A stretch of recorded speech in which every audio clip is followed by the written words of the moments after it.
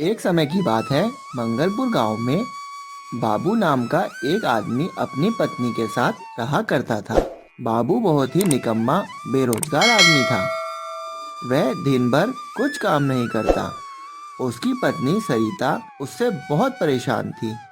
वह उसे बहुत समझाती कि कुछ काम कर लिया करो, पर वह तो किसी की बात नहीं सुनता।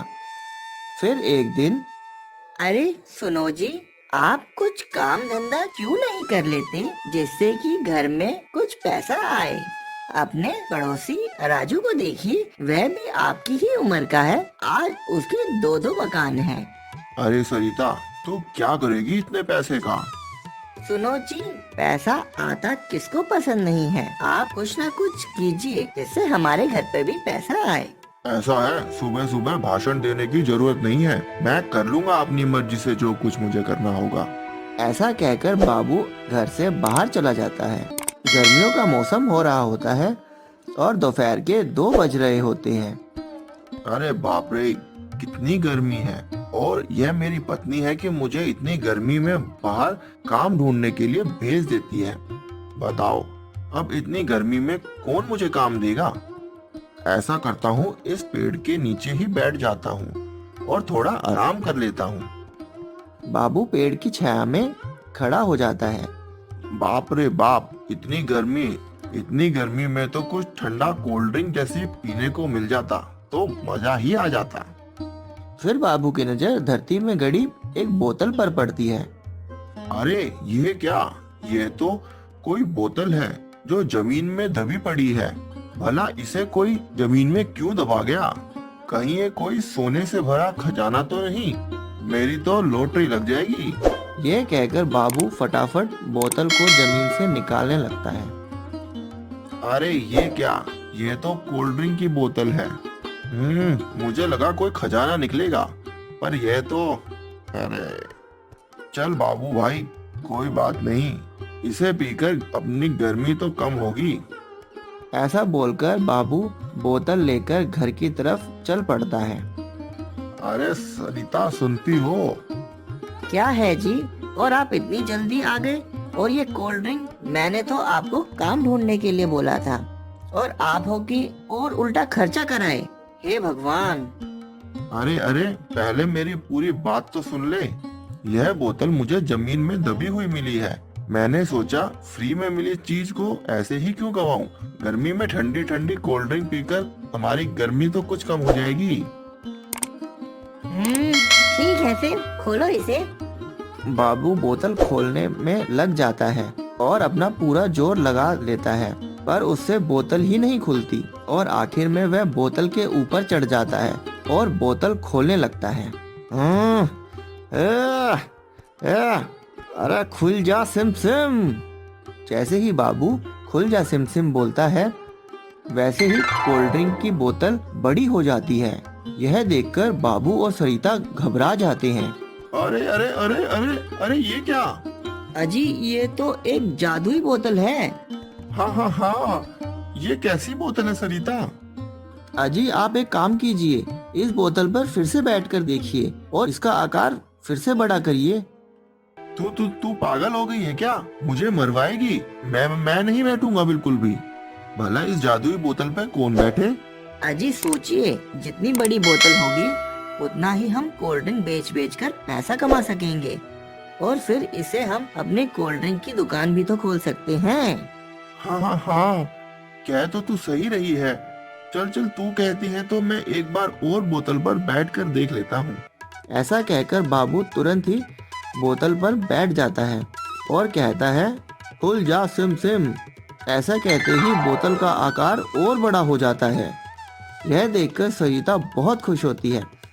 फिर दोनों मिलकर बड़ी कोल्ड ड्रिंक की बोतल को अपने घर के बाहर रख देते हैं और कोल्ड ड्रिंक बेचने लगते हैं।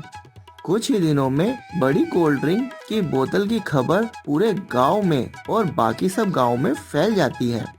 अब दूसरे गांव के लोग भी बड़ी कोल्ड ड्रिंक की बोतल देखने के लिए बाबू की दुकान पर आने लगते हैं। अब बाबू की कोल्ड ड्रिंक की दुकान बहुत ही अच्छी चलने लगी थी। कोल्ड ड्रिंक की बोतल बड़ी और बड़ी होती जा रही थी। दूसरी तरफ बाबू और उसकी पत्नी सरिता का लालच भी कोल्ड ड्रिंक की बोतल की तरह बड़ा ही होता जा रहा था। फिर एक दिन सरिता, अजी, मैं सामान लेने के लिए बाजार जा रही हूँ। आप कोल्ड ड्रिंक अच्छे से बेचते रहिएगा। ऐसा कहकर सरिता घर से चली जाती है। बाबू कोल्ड ड्रिंक की बोतल देखता है तो उसके अंदर थोड़ी सी ही कोल्ड ड्रिंक बची हुई होती है।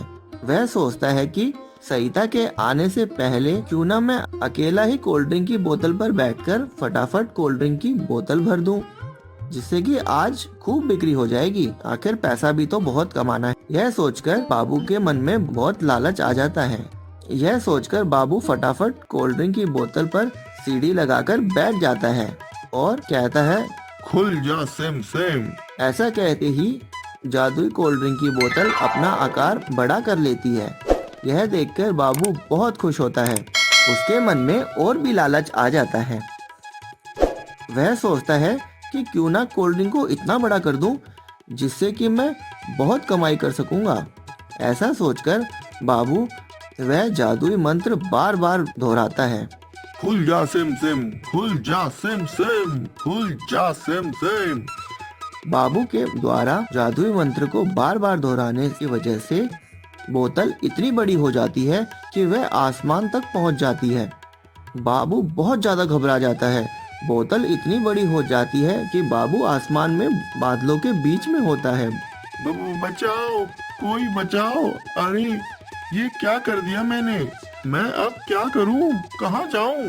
अरे बचाओ, अरे बचाओ भाई, कोई मेरी आवाज सुन रहा है? बचाओ बचाओ। ये क्या कर दिया मैंने? लालच में आकर मैं खुद ही फंस गया। इतने में बाबू का पैर बोतल से फिसल जाता है और वह सीधा बोतल से नीचे गिर जाता है। इतने में बाबू की आंख अचानक से खुल जाती है। बहू बचाओ बचाओ। अरे ये क्या? ओहो, ये तो एक बहुत बुरा सपना था। हे भगवान। मैं तो बहुत ही ज्यादा घबरा गया था। फिर बाबू उठता है और अपने लिए काम ढूंढने के लिए बाजार की तरफ चल पड़ता है और भविष्य में कभी भी लालच करके पैसा न कमाने की कसम खाता है। बहुत समय पहले की बात है। किसी शहर में रवि नाम का आदमी अपने परिवार के साथ रहा करता था। रवि का स्वभाव बहुत ही गुस्से वाला था। वह बार बार छोटी छोटी बातों पर गुस्सा हो जाया करता था, जिसके कारण उसकी किसी से नहीं बनती थी। उसके गुस्से की वजह से वह हर जगह हर किसी से लड़ाई करता रहता था। रवि की गुस्से की आदत की वजह से उसके परिवार वाले बहुत ज्यादा परेशान थे। रवि की एक छोटी बेटी थी जिसका नाम था नेहा। नेहा छोटी होने के कारण बहुत ही ज्यादा शरारती थी। पर जब रवि को गुस्सा आता था तो नेहा भी उस गुस्से से बच नहीं पाती थी। रवि अक्सर नेहा को भी बहुत ज्यादा डांटता रहता था और उस पे बहुत गुस्सा करता था। फिर एक दिन की बात है, रवि सुबह सुबह अपने घर के बाहर अपनी कार को धो रहा होता है। कार धोते धोते उसे 2 घंटे से ज्यादा समय हो जाता है। 2 घंटे से कार धोते धोते रवि को काफी गुस्सा भी आ रहा होता है। पर तभी वहाँ नेहा खेलते खेलते आ जाती है और रवि से पूछती है, पापा, आप ये क्या कर रहे हो और हमें घुमाने कब ले जाओगे? रवि उसकी बात सुनता है पर जवाब कुछ नहीं देता और अपने काम में लगा रहता है। क्योंकि रवि सुबह से कार धो रहा था, इसलिए उसे बहुत ज्यादा गुस्सा आ रहा होता है। नेहा फिर बोलती है, पापा, क्या मैं गाड़ी में बैठ जाऊं? तभी रवि को बहुत ज्यादा गुस्सा आता है और वह गुस्से में नेहा को जाने के लिए बोलता है। नेहा अपने पापा का स्वभाव देखकर बहुत ही ज्यादा दुखी हो जाती है। पर वह थोड़ी देर बाद फिर से खेलने लगती है और रवि भी गाड़ी साफ करने में लग जाता है। तभी नेहा की नजर एक नुकीले पत्थर पर पड़ती है। नेहा उसे उठाकर देखने लगती है। वह नुकीला पत्थर उसे बहुत ही ज्यादा अच्छा लगता है और वह नुकीला पत्थर लेके कार के पीछे जाकर बैठ जाती है और कार में कुछ लिखने लगती है। इस बात से अनजान रवि अपनी कार को साफ ही कर रहा होता है। तभी उसकी नजर नेहा पर पड़ती है। वह जाकर देखता है तो उसकी आंखें फटी की फटी रह जाती हैं। उसे बहुत ही ज्यादा गुस्सा आता है। वह देखता है कि नेहा ने पत्थर से गाड़ी पे डेंट डाल दिया है। रवि को ये सब कुछ बर्दाश्त नहीं होता। वह बिल्कुल नहीं चाहता था कि उसकी गाड़ी को कोई भी छुए और रवि को नेहा पर बहुत ही ज्यादा गुस्सा आता है। रवि गुस्से में उसे बहुत ज्यादा सुनाता है और उसका हाथ पकड़कर जोर से खींचता है, जिससे कि नेहा का हाथ मुड़ जाता है। नेहा को बहुत ही ज्यादा दर्द हो रहा होता है और नेहा बहुत रोने लगती है। पर रवि को तो क्या, उसके सर पर तो गुस्सा सवार होता है ना। जब रवि बहुत देर से देखता है कि नेहा का रोना तो बंद ही नहीं हो रहा है, तब उसकी आंख खुलती है और फिर वह फौरन नेहा को लेकर हॉस्पिटल भागता है। हॉस्पिटल में डॉक्टर का चेकअप करने के बाद यह पता चलता है रवि के जोर से हाथ को खींचने के कारण नेहा का हाथ टूट गया है, जिसकी वजह से नेहा को बहुत ज्यादा दर्द हो रहा है। थोड़ी देर बाद नेहा के हाथ पे पट्टी कर दी जाती है। यह सब देखकर रवि की आंखों में आंसू आ जाते हैं कि उसकी एक गलती की वजह से उसकी बेटी को इतना दर्द सहना पड़ रहा है। तभी नेहा अपने पापा से पूछती है कि मेरा हाथ कब ठीक हो जाएगा। तो रवि रोते हुए ये बोलता है कि बेटा, बहुत जल्दी तुम्हारा हाथ ठीक हो जाएगा, और नेहा से माफी भी मांगता है कि मेरी वजह से तुम्हारे हाथ पे इतनी चोट लग गई। और साथ ही रवि को अपने ऊपर बहुत ज्यादा गुस्सा आ रहा होता है कि एक गलती की वजह से नेहा को इतनी तकलीफ हो रही है। फिर वह दोनों हॉस्पिटल से घर आ जाते हैं। अगली सुबह रवि जब घर के बाहर खड़ा होता है, बाहर खड़ी कार को देखकर उसे उस डेंट की याद आती है जो नेहा ने उस पत्थर से कार के ऊपर मारा था। तो वह कार के डेंट को देखने के लिए कार के पास चला जाता है। जब रवि कार के पास जाकर देखता है तो उसके आंखों में से आंसू आ जाते हैं। यह सब देखकर वह रोने लगता है, क्योंकि कार पर पत्थर से लिखा था आई लव यू पापा। यह सब देखकर उसे अपनी गलती पे बहुत ज्यादा पछतावा होता है। वह सोचता है कि उसके एक गुस्से की वजह से उसकी बेटी का हाथ टूट गया। अगर वह उस दिन गुस्सा ना करता तो नेहा को इतना दर्द नहीं होता। वह तो एक छोटी सी ही बच्ची थी, वह तो सिर्फ खेल ही रही थी, पर मैं तो समझदार था।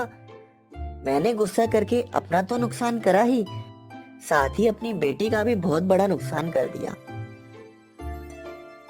और रवि को अपनी गलती का बहुत ज्यादा पछतावा होता है और वह कसम खाता है कि आगे से कभी भी बिना सोचे समझे कभी भी गुस्सा नहीं करेगा। तो गाइस, आपको ये वीडियो कैसी लगी हमें कमेंट करके जरूर बताएं, और साथ ही साथ अगर वीडियो अच्छी लगी हो और वीडियो अगर यहाँ तक देखी हो तो लाइक शेयर एंड कमेंट जरूर कर देना, और अगर चैनल पे नए हो तो भाई सब्सक्राइब जरूर करके जाना चैनल को। हम आपको देते रहेंगे ऐसे ही मजेदार स्टोरीज जैसे कि आप देख रहे हो। अगर आपके दिमाग में इस चैनल से रिलेटेड कुछ ऐसी चीज़ें हैं जो आप मेरे साथ शेयर करना चाहते हैं तो भाई कमेंट में ज़रूर मुझे मैसेज करें, मैं आपके सभी मैसेज का रिप्लाई ज़रूर करूँगा। और अगर कोई भी ऐसी चीज़ पूछना चाहते हो मुझसे एज ए एनिमेशन रिलेटेड तो वो भी आप पूछ सकते हैं, वो भी आप कमेंट में जरूर कर सकते हैं। और साथ साथ भाई सब्सक्राइब जरूर कर देना, सब्सक्राइब चैनल में जरूर कर देना भाई, थोड़े से हैं सब्सक्राइबर्स, तो सब्सक्राइबर बढ़ाओ और शेयर करो वीडियो ज़्यादा से ज़्यादा, क्योंकि बहुत मेहनत चल रही है भाई, बहुत ज़्यादा मेहनत कर रहे हैं। मैं अकेला ही लगा हुआ हूँ इस टाइम, ऑडियो स्क्रिप्टिंग और एनिमेशन सबके सब मैं खुद ही कर रहा हूँ, तो इसलिए भाई फुल ज़्यादा से ज़्यादा सपोर्ट करें मुझे। तो मैं मिलता हूँ आपको अगली नेक्स्ट वीडियो में, तब तक के लिए टेक केयर।